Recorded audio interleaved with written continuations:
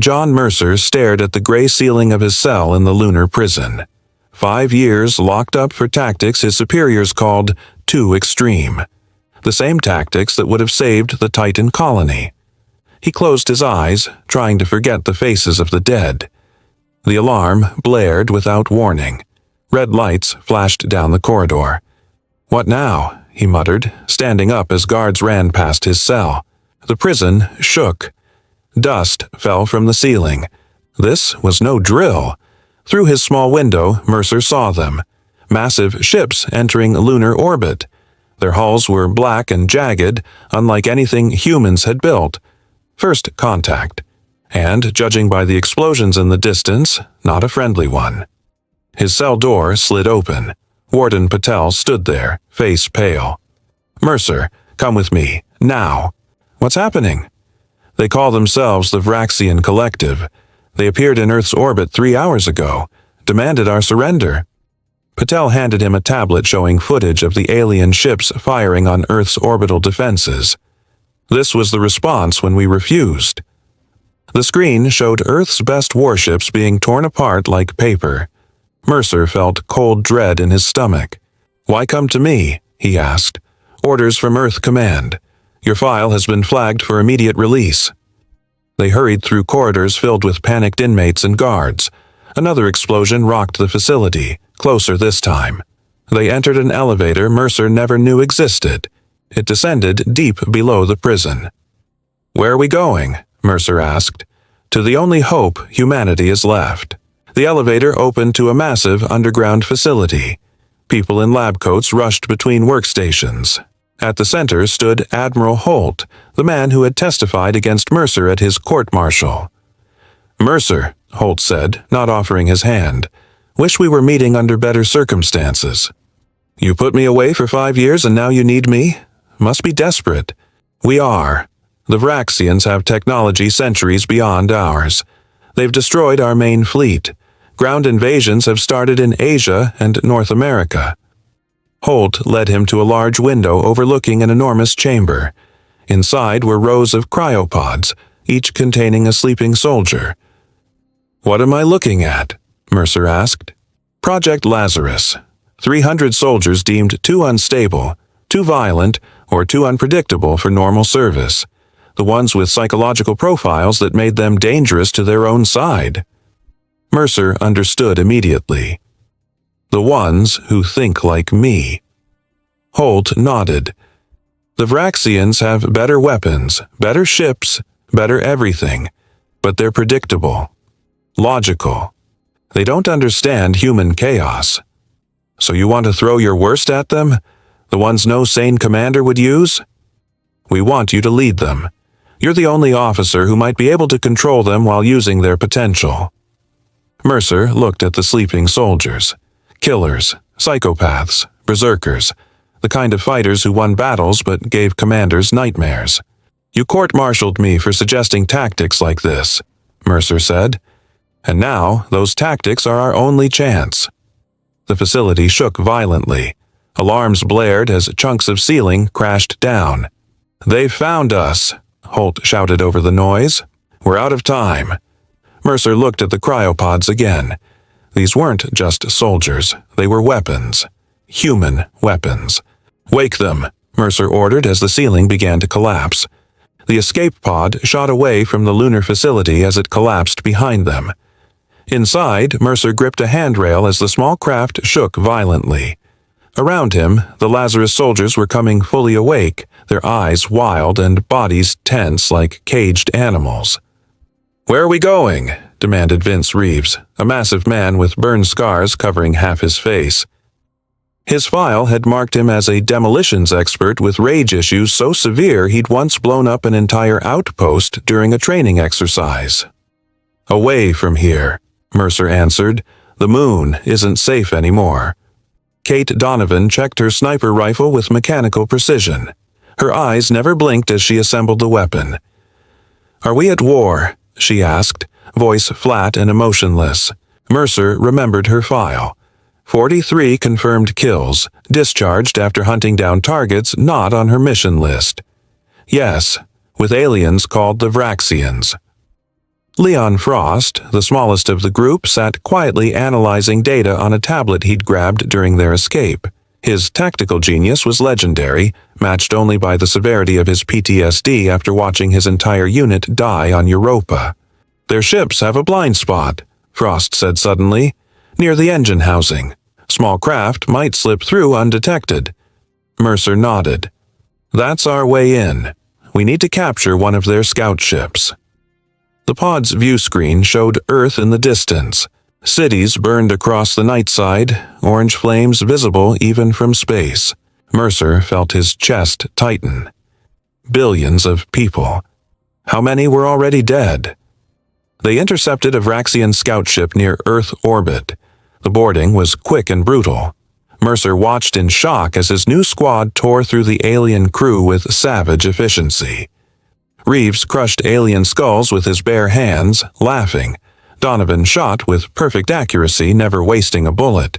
Frost directed their movements like a conductor, predicting every alien response before it happened. Within minutes, the ship was theirs. The aliens, tall, gray-skinned creatures with 4 arms, lay dead throughout the vessel.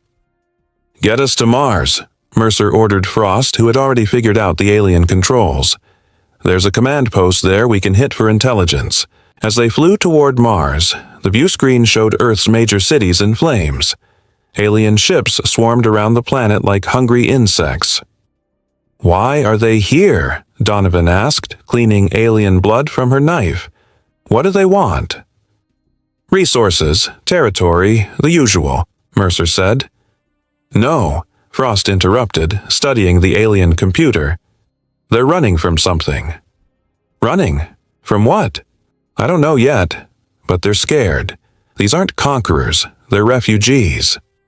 They landed on Mars near the Vraxian command post. The attack was swift and merciless. Reeves blew holes in the base walls while Donovan picked off aliens trying to escape.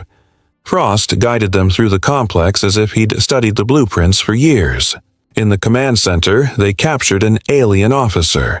Mercer pressed a blade to its throat. "Why are you attacking Earth?" he demanded.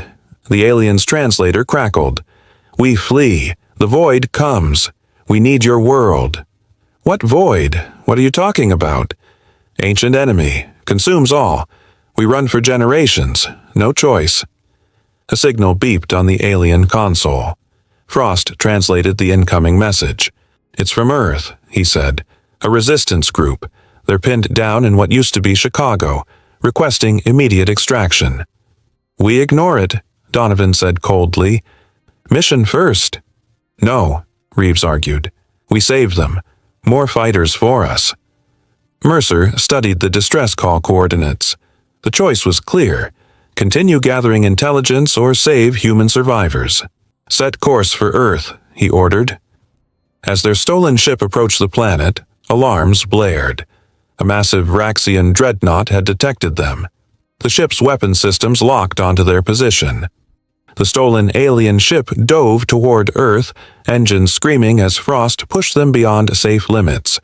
Behind them, the Vraxian dreadnought fired, purple energy beams slicing through space. "Evasive maneuvers," Mercer ordered, gripping his seat as the ship lurched sideways. "They're tracking our engine signature," Frost said, fingers dancing across the alien controls. "I can mask it, but we need to get into the atmosphere fast." The ship shuddered as a beam grazed their hull. Warning lights flashed across the console.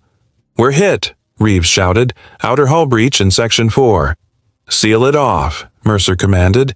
"Donovan, what's our weapon status?" She checked the systems.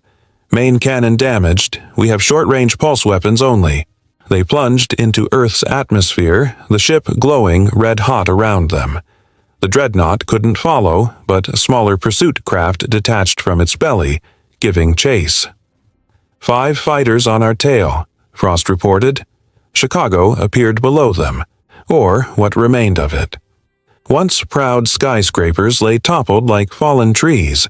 Alien structures rose from the ruins, angular and wrong against the Earth landscape.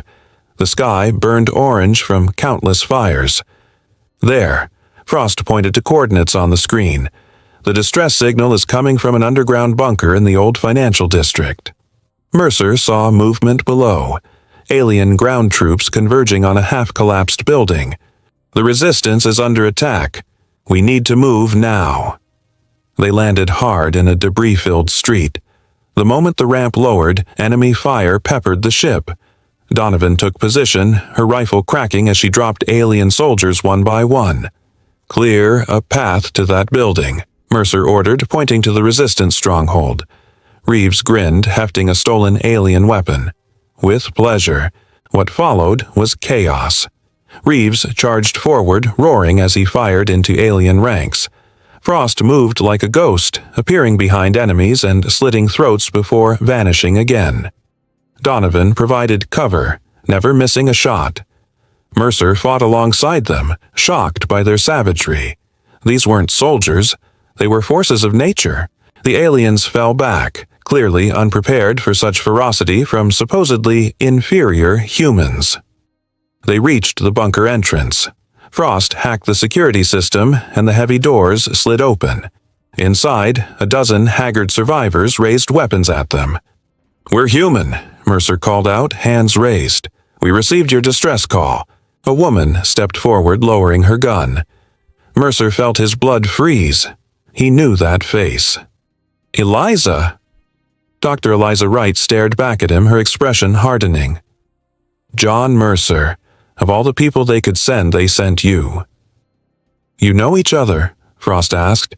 "She's my ex-wife," Mercer said. "She testified against me at my court-martial." "Because your tactics would have killed thousands of our own people," Eliza snapped. "And now millions are dead because we weren't prepared," Mercer countered. The bunker shook as explosions sounded outside. This wasn't the time for old arguments. "What's your situation?" Mercer asked. Eliza led them deeper into the bunker. "We've been developing a biological agent that affects Vraxian physiology. It could give us an edge." She showed them her lab, where vials of green liquid sat in a cooling unit. "It attacks their respiratory system. We've tested it on captured specimens." Frost examined the alien communications equipment they'd salvaged. "They're building something in orbit, something big." "We need to train your people," Mercer said to Eliza. "The Vraxians will find this place eventually." Over the next days, the Lazarus soldiers taught the resistance their brutal tactics. Reeves showed them how to make explosives from common materials. Donovan trained snipers. Frost taught them to predict alien patrol patterns. One night, Frost burst into Mercer's quarters. "I've decoded their transmissions. They're building a massive structure in orbit. Some kind of gate." Before Mercer could respond, alarms blared. The bunker shook violently. "They've found us," Eliza shouted over the comms. "Multiple breaches in the upper levels." As they rushed to evacuate, Mercer saw Eliza slip away down a side corridor. When they reached the surface, fighting through waves of aliens, she was nowhere to be found. "Where's Dr. Wright?" he demanded. A resistance fighter pointed to a Vraxian transport rising into the burning sky. She went with them. She surrendered. Mercer stared at the Vraxian orbital platform through the viewport of their stolen ship. The massive structure hung in space like a metal spider, its central hub connected to 8 extending arms. This was where Eliza had been taken. "Why would she surrender?" Donovan asked, checking her weapons. "We're about to find out," Mercer replied. "Frost, any way in?" Frost studied the scans. "Maintenance hatch on the underside, minimal security. They're not expecting anyone to reach them up here." Their ship approached silently, thrusters off, drifting toward the blind spot Frost had identified. Once docked, they cut through the hatch and entered the station. The corridors were eerily quiet. They moved through them like ghosts, eliminating the few Vraxian guards they encountered with brutal efficiency. "Life signs ahead," Frost whispered, checking his scanner. "Human and Vraxian." They entered a large laboratory. Eliza stood at a console, working alongside alien scientists. She didn't seem surprised to see them. "I wondered how long it would take you to come after me," she said. "Why?" Mercer demanded, weapon raised. Why help them? Because cooperation is our only chance for survival. Eliza gestured to a holographic display showing a dark mass moving through space. That's what they're running from. They call it the Void, a sentient dark energy entity that consumes entire galaxies. The display showed worlds being swallowed by darkness. The Vraxians have been fleeing for generations. Earth is just their latest refuge. So, you betrayed humanity to save yourself, Reeves growled. To save everyone, Eliza corrected. The Vraxians are building a dimensional gate. They'll use it to redirect the Void away from our galaxy. Frost studied the schematics on a nearby screen. His eyes widened. That's not what they're building. This gate will create a focal point, drawing the Void here, to Earth. Eliza's face paled. No, that's not possible. They promised. They lied, Mercer said. They're not redirecting the Void. They're feeding it Earth to buy themselves time to escape. A door slid open. A tall Vraxian entered, flanked by guards. Unlike the others they'd seen, this one wore ornate armor and stood with authority. "Hi, Commander," Eliza gasped. "Dr. Wright," the alien's translator crackled. "You have served your purpose." "You said we would work together," Eliza protested. "That humans and Vraxians would survive together." "Survival requires sacrifice," the High Commander replied coldly. "Your species is that sacrifice." Mercer saw the moment Eliza realized the truth. The betrayal in her eyes turned to rage. "Frost," Mercer whispered. "The gate. Any weaknesses?" "The power couplings," Frost replied quietly. "Overload them and the whole thing destabilizes." The High Commander stepped forward. "The gate activates in 1 hour. The Void will consume your world while we escape through our secondary gate." "Not if we stop you first," Mercer said. The room erupted into chaos. Reeves charged the guards while Donovan picked off others from behind a console. Frost slipped away toward the power controls. Mercer grabbed Eliza and pulled her behind cover as energy weapons fired around them. "I believed them," she said, voice breaking. "I thought I was saving humanity." "Help us stop them now," Mercer replied. Alarms blared as Frost triggered the power coupling overload. The station shuddered. "We need to get to the ship," Mercer shouted over the noise. They fought their way back through the corridors. The Vraxians were in disarray, some fleeing to escape pods. As they neared their ship, a squad of aliens cut them off. Donovan pushed forward. "Go," she said, firing rapidly. "I'll hold them." "Kate, no," Reeves protested. "Just go," she insisted, taking down 3 aliens in quick succession. They had no choice. They ran for the ship as Donovan covered their retreat. The last they saw of her, she was surrounded by enemies, still fighting. With Eliza's help, they escaped the station. As they pulled away, she looked back at the massive structure. "I can still help," she said. "I know how to finish what Frost started." She took manual control of the ship and flew it back toward the station. "What are you doing?" Mercer demanded. "Making things right," Eliza replied, setting the ship on a collision course with the main power core. She activated the escape pod. "Get in." "Eliza," "There's no time to argue, John. This is my choice." As the escape pod ejected, they watched Eliza's ship crash into the station. The power core exploded, but instead of destroying the gate, it activated it prematurely. A massive rift opened in space, but something was wrong. Instead of creating a pathway, the gate began pulling in everything nearby, including Vraxian ships. "It's not a gate anymore," Frost said in awe. "It's a black hole." The escape pod tumbled through space as the black hole grew behind them. Vraxian ships were being pulled in, their engines flaring uselessly against the immense gravity. "We need to get back to Earth," Mercer said, fighting with the pod's controls. Frost worked frantically on a tablet. "The black hole is expanding. At this rate, it will consume Earth within hours." "Can we stop it?" Mercer asked. "Maybe." Frost's fingers flew across the screen. A precisely placed nuclear detonation inside the event horizon might collapse it. A transmission crackled through their comms. Mercer, you copy? It was Reeves, his voice weak. Vince, where are you? Still on the station, part of it anyway, got separated during the evacuation. We're coming to get you, Mercer said. No time, I'm injured, but I'm near their weapons cache. Got enough firepower here to blow this whole mess to hell. Frost looked up from his calculations. He could do it. If he detonates their antimatter warheads at the right coordinates, it might work. On Earth, the situation was changing. The Vraxian ground forces, abandoned by their fleet, were in disarray. Resistance fighters worldwide seized the opportunity, launching coordinated attacks against the aliens. Mercer and Frost managed to dock with a damaged Vraxian cruiser. They found Reeves in the weapons bay, blood pooling beneath him from a wound in his side. You look terrible, Mercer said, kneeling beside him. Reeves laughed, then winced in pain. Should see the other guys. Frost examined the antimatter warheads. These will work, but someone needs to pilot them directly into the black hole's center. I'll do it, Reeves said, struggling to stand. Vince, that's suicide, Mercer protested. Already dying, boss. Reeves gestured to his wound. Might as well make it count.